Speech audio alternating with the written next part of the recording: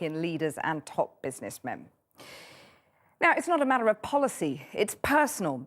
Hillary Clinton's emotional, sometimes angry contribution to a Senate committee hearing on Capitol Hill was her final appearance as US Secretary of State.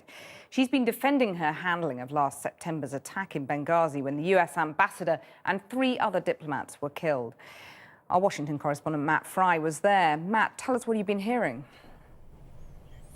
Well, Kathy, the hearings are still going on all day, but the reason why they're being so closely watched is, of course, that Hillary Clinton, whether she denies it or not, is the most obvious Democrat to run for the White House in 2016.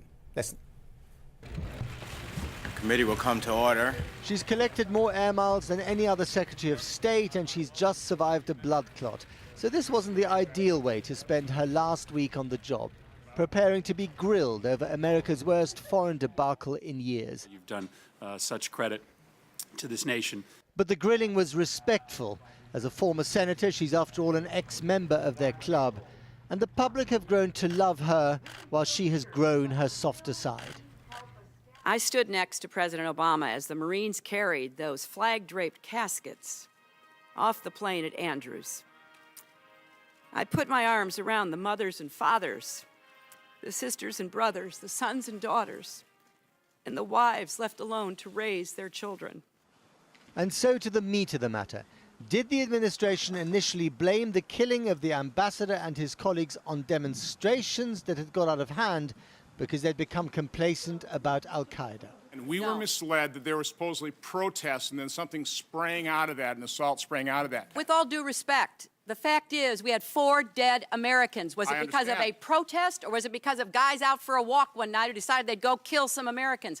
What difference at this point does it make? It is our job to figure out what happened and do everything we can to prevent it from ever happening again, Senator. The outburst gave Senator Flake from Arizona some extra time to Wikipedia which part of the world they were talking about.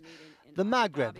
That includes Libya and Algeria, and last week's troubling events, which she saw as a symptom of a messier Middle East. When I was here 4 years ago testifying for my confirmation, I don't think anybody thought that Mubarak would be gone, Gaddafi would be gone, Ben Ali would be gone, that we would have such revolutionary change in this region. We now face a spreading jihadist threat. We have to recognize this is a global movement. We can kill leaders, but until we help establish strong democratic institutions, until we do a better job communicating our values and building relationships, we're going to be faced with this level of instability. A dig at her boss, perhaps, that drones alone won't work. The one unspoken question at this hearing is, will she or won't she run for the White House? And could these hearings come to haunt her? We spoke to one Republican congressman who certainly hopes so.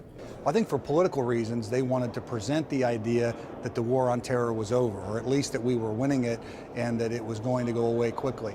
The reality is that that's a fantasy. We have dangers all over the world. We need to be vigilant in standing up to those dangers, and clearly they missed the ball here. Do you think it'll also cast a shadow over her attempts, if they exist, to run for the White House in 4 years' time? Clearly she's a formidable candidate. She's somebody who has a standing in American society that few can match. And if she runs between Hillary and obviously her husband Bill, they would be a very formidable opponent. So you're hoping that she won't run?